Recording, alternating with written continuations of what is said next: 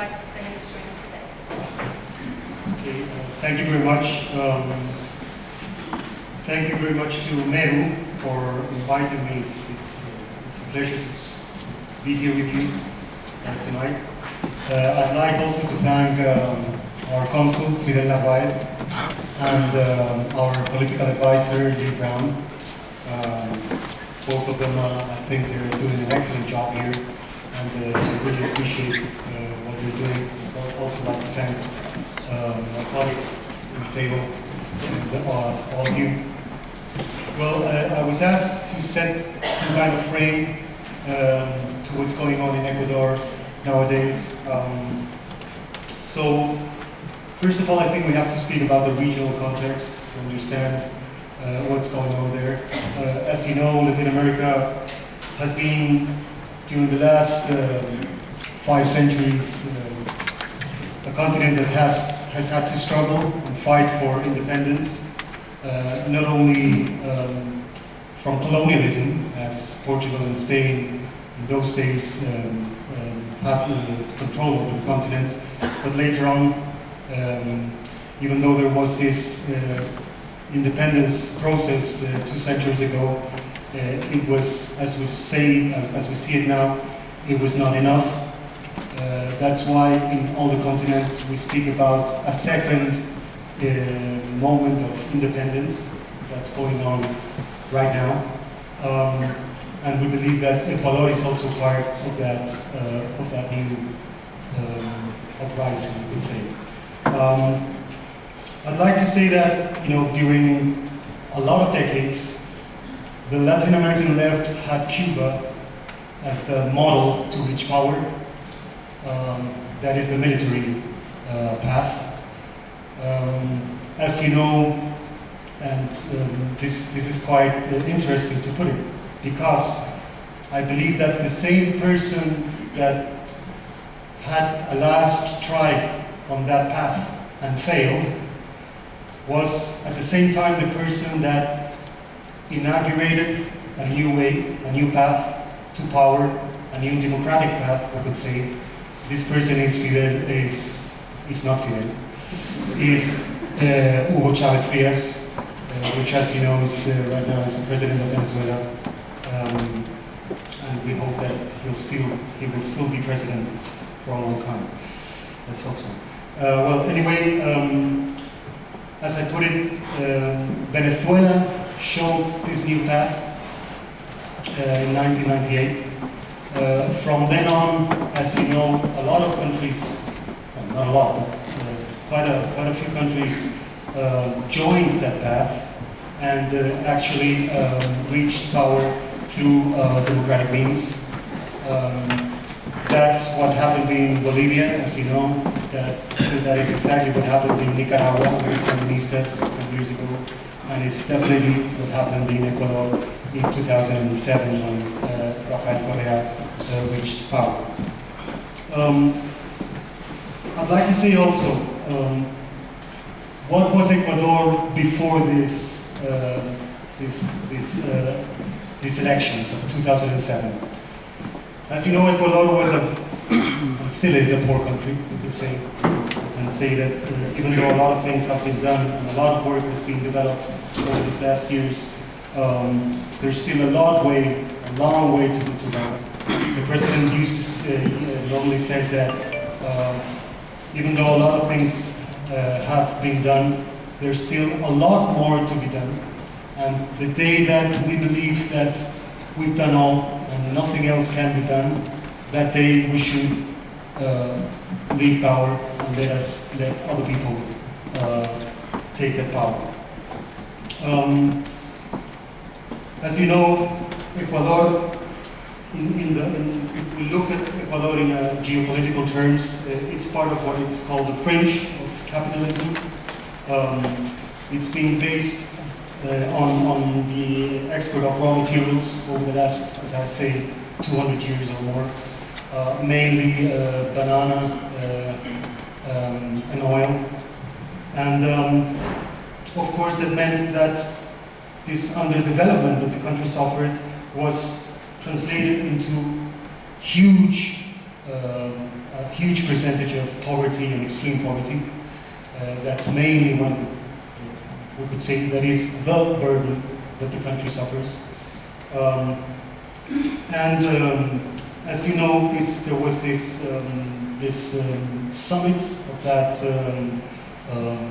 situation, especially over the last 20 years, where neoliberalism took power, not only over Ecuador, but we could say globally. Since then, over those 20 years of neoliberalism or more, there was this peak, this summit in 1999 in Ecuador, where we suffered a dramatic crisis, a financial crisis. We called it the feriado bancario, meaning, if we could translate that, some kind of banking vacation, we could say, since during that year, on a specific day,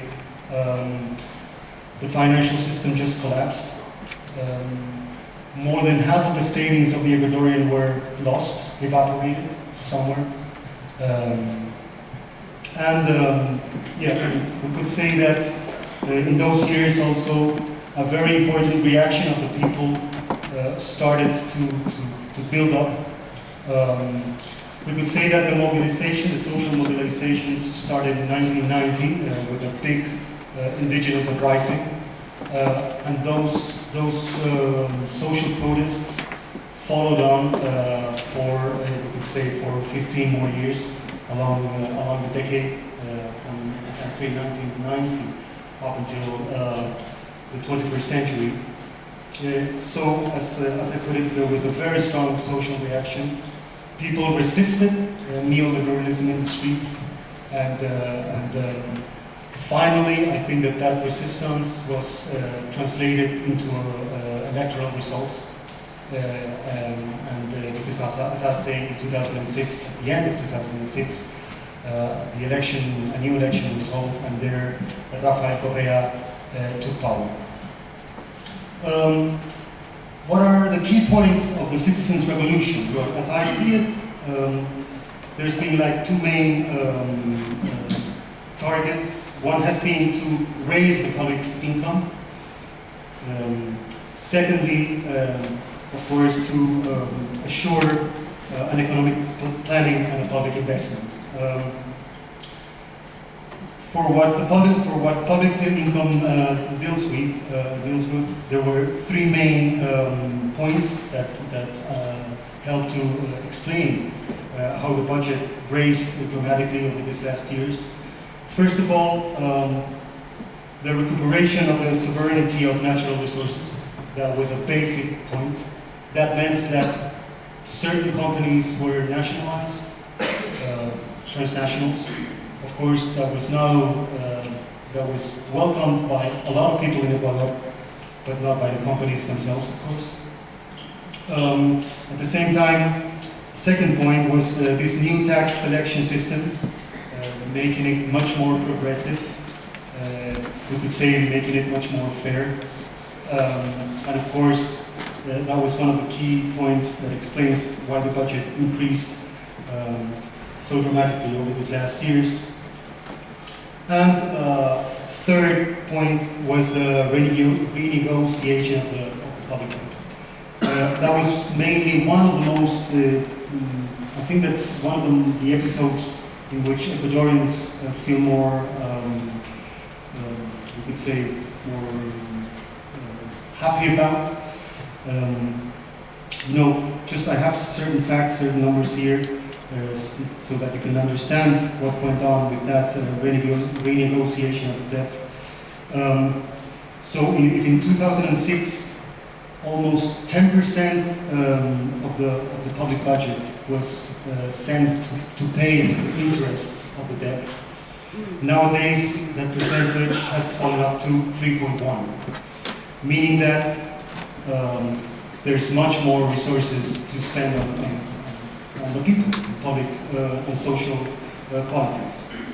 Regarding the public expenditure, we could say that the main key factor there is economic planning.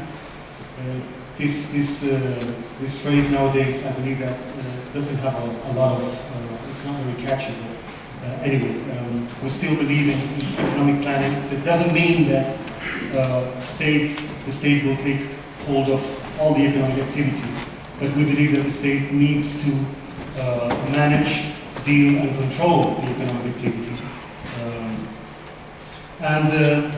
This means that in 2006, the public expenditure was only 5.3% of the GDP. Nowadays, that percentage has raised up to 14%. So that's a threefold rise. Well, I also wanted to stop in this point here to explain what we understand in Ecuador with the phrase prosperity with responsibility. As you know, nowadays we're having some kind of polemics, we could say, because certain groups and certain NGOs have started to say over these last days that Ecuador, the government of Ecuador, is exploiting the oil in the Amazon, and because of that, certain indigenous communities have been expelled from the lands and so on. Well, I was quite surprised when I read this news, because in fact this is not what is happening. Of course, Ecuador is exploiting the oil in the Amazon, part of it. We understand that exploitation is being done with new standards. Those new standards include not only environmental standards, but also social standards. That is, as the Constitution says, the new Constitution, the communities have to be consulted, and that has been done. In fact, the community that was involved in this last episode, the Sandinista, it's called, this community, voted in an assembly for the extraction of oil. And the community voted yes. So that meant that Petroamazonas, the public company that exploits oil in the Amazon, is now doing all the previous works before exploitation. And I really would like to underline the fact that we're not exempt of contradictions. It's obvious that we have to face those contradictions. We want to implement a new environmental standard, and I think that Ecuador is making a lot of effort in that. You may know the Yasuni ITT project. I think that is the best example of what Ecuador is proposing to the world, what things can be done in that area. But we also have to attend dramatic needs of our population. We cannot, I mean, it's kind of difficult to hear from certain European commentators when they speak about not exploiting the oil and not exploiting and not doing and so on. When we have the levels of poverty that we're suffering, when we have to attend a lot of demands in terms of education and public health, and so therefore it's quite difficult. We're trying to find a path, we're trying to find a way. As I put it, we're really doing a lot of effort in trying to make those principles compatible. And I think we've done some progress in that, in those terms. But as I say, we're building the revolution day to day, and we're trying to solve those contradictions as we best can. We believe that we don't have a formula, the magic formula, but we believe that the way out is always democracy. It's always the people, right? So as long as we have those principles clear, things will go, I believe they will go further. One last point, I would like to say that all of these changes that have taken place in Ecuador have had their enemies, of course. And I'd like to point out internal enemies and also external enemies. Of course, if we look at it from a domestic point of view, the oligarchs, the bankers, The main media owners are not very happy with the citizens' revolution. We could say that that is a good symptom, because we're not governing for those, but for the people. And that means that all the privileges that these people, the bankers and the oligarchs, have before, those privileges have to be cut down. There was no other way. Of course, that meant that the opposition was fierce and not always democratic. As you know, we suffered a coup d'etat at the end of 2010. In this coup d'etat, the president was almost killed, as you may know. And after that coup, we believe that we are reinforced. We are much more compromised with our project. And the message to the people that carried on that coup was, you're not going to get what you want. We're going to be there, we're going to fight with our people, and no coup is going to get us down from here. And of course, the external enemy, or I don't know, let's call it enemy, since we are around friends. And that external enemy is the United States. The United States does not like our government. That is also a good symptom. As you say, I mean, why is the US fighting the citizens' revolution? Well, it's not only the Manta base, as you know, although that was not a very good start, we could say. But when that base was shut down, I remember Correa's words, and I think that it's good to quote it here. He said, "The day that the US let us build a military base in Miami to Ecuador, that day you will have your base in Manta."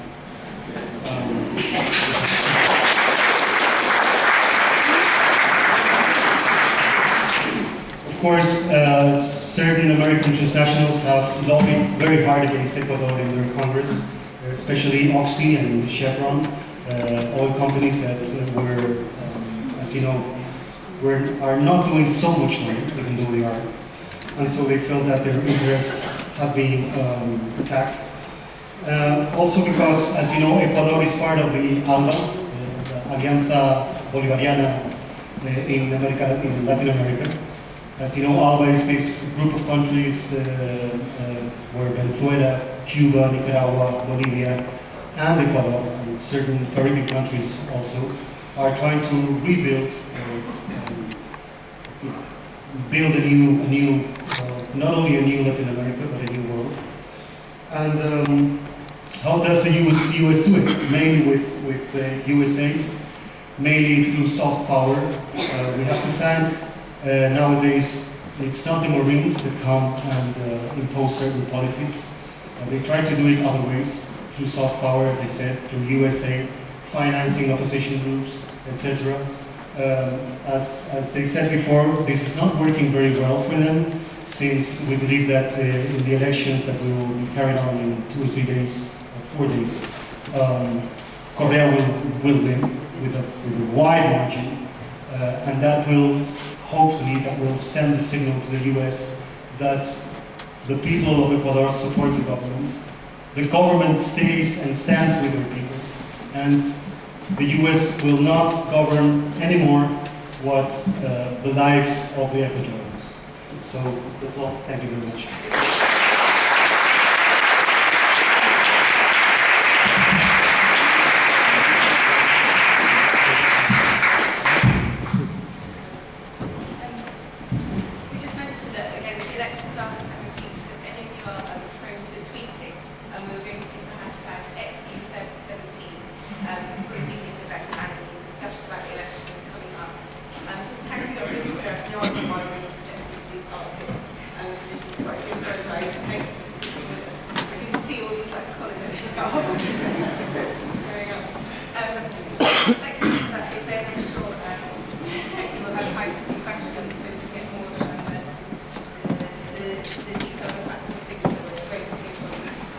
When I'm joined by Chris Williamson, MP, who is Shadow Minister for Communities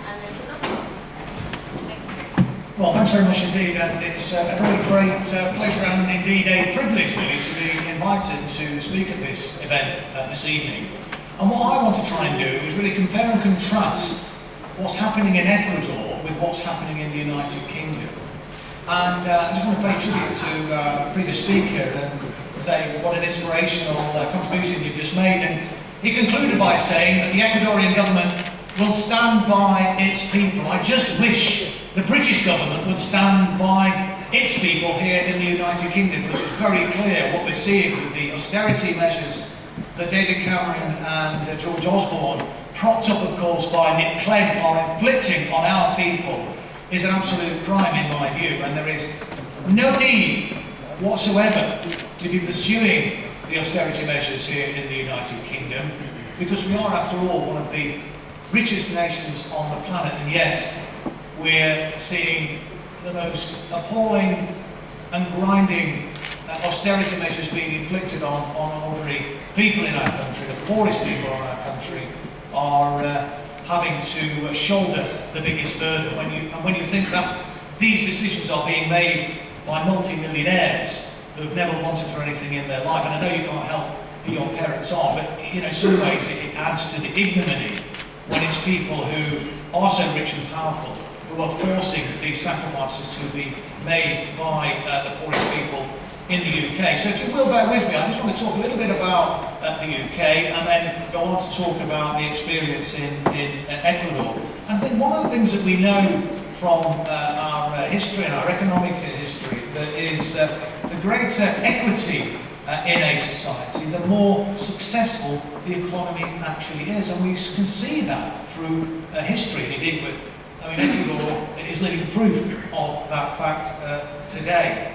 And what we're seeing, of course, is regrettably kind of inequality growing in the United Kingdom. And for many years, after the Second World War, we saw that inequality gap actually diminishing in the United Kingdom, and indeed, throughout Western Europe and America as well, for that matter. But because of the influence of the New Right, started to gain traction within the Conservative Party in this country in the 1960s. And then with the election of Margaret Thatcher in 1979, we saw the influence of the New Right becoming mainstream and centre stage within the Conservative Party and then within the British government. And of course, that coincided with the election of Ronald Reagan in 1980 in the US as well. And so we have this kind of new right experiment, and we've been living through this neoliberal kind of nightmare really for the last 30 years or so here in the UK. And that neoliberal experiment replaced a social democratic consensus really. I think people who are familiar with the history of the United Kingdom will recall the fact that we were in a kind of social democratic consensus from 1945 really through to 1979. And yes, there was difference of emphasis when the Tories came to power during that period. But I remember Margaret Thatcher introduced more comprehensive schools in our country than any other Secretary of State for Education. There was a competition really between what Conservative governments did and what Labour governments did in terms of house building. If only we could return to those days. But that election of Thatcher and Reagan led to this kind of neoliberal experiment. And what we're seeing as a consequence of that is the deindustrialisation of the UK. To some extent this was reflected over in the US as well. And all of our eggs, many of our eggs anyway, being put in the financial services basket, because financial services were seen as an alternative engine of economic growth. And whilst that's true, it did actually lead to economic growth in the United Kingdom, and in some ways you might look at it and think, well, that kind of worked, didn't it? But the problem was that the income and the wealth that was generated from the economic growth that was created by the emphasis around financial services meant that the vast majority of that wealth went to the top 1% of the population, and the income share of the top 1% of the population has grown exponentially over that period of time. Whilst at the same time, over the last 30 years, we've seen a doubling in the United Kingdom of people who are earning low pay, whilst at the same time share prices are increasing. Investment is actually falling. There's a real kind of paradox there. We're seeing growth diminishing, unemployment rising, investment falling, and productivity going down. And these are at the lower levels than they were than the pre-1970s period. And if we, for example, could increase the minimum wage in the UK, it would actually put £100 billion more into the pockets of consumers and reduce social security spending by £5 billion. So it seems to me that would be good value for money if we were to do that. And that's why I think, you know, I am so pleased that Ed Miliband is actually arguing very strongly for the living wage. And I think we should even go further than that. But, I mean, the growth in dividends and growth in the wealth of the super rich is doing nothing really for economic recovery in the UK. And indeed it's partly responsible for the fact that we're seeing the kind of economy in this country stagnating, and we are potentially facing the prospect of a triple dip recession. Balance sheets in the major corporations are increasing all the time. The bank balances of the super rich are increasing, and yet the economy continues to nosedive. And it's interesting that when we talk about increasing the wages of the low paid, and you hear a lot of people on the right saying, well, that would actually cost jobs. But 50% of the people who are being paid below the living wage in the United Kingdom are employed by major corporations with very, very healthy balance sheets, with very, very healthy profit margins. They can very easily pay for an increase in the living wage. It was interesting as well that fairly right-wing economist Christine Lagarde, who was, as we know, French finance minister, and she now is at the IMF, and at the recent Davos conference said that economies are underplay inequality, and I think that's absolutely right. Maybe there's a bit of a Damascene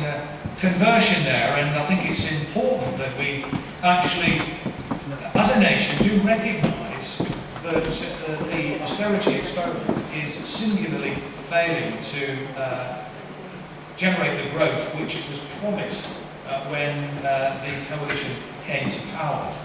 And I think rather than looking to right-wing commentators in the US and elsewhere, we could do no better, it seems to me, than look at what President Carrera is doing in Ecuador, because it's a real inspiration. It's proof positive that actually, by using the power of the state, you can turn the economy around for the benefit of ordinary people. Now we know, and any of you literate will know, far better than me, that from 1980 to 2000, the economic growth in Latin America collapsed. I've only got 2 minutes left, my goodness me. I've got an hour's worth of speech left to speak. I should try and whip through as quickly as I can. Sorry about this. I tend to speak for less than 3/4 of an hour I'm speaking in, but I just get sort of carried away. Please forgive me. But I'll try and whip through as quickly as I can then in these final 2 minutes. But we have this so-called Washington